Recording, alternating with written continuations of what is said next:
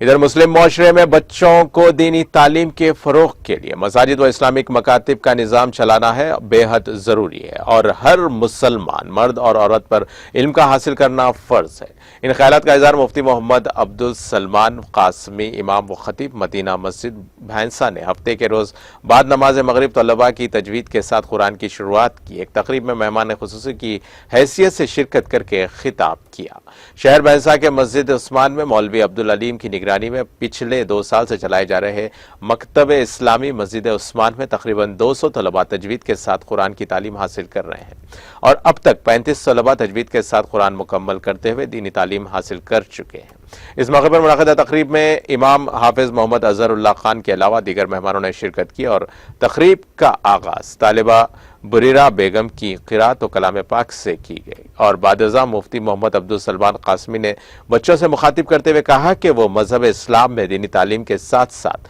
دین کے فرائض حاصل کرنا ہر مسلمان مرد اور عورت پر فرض ہے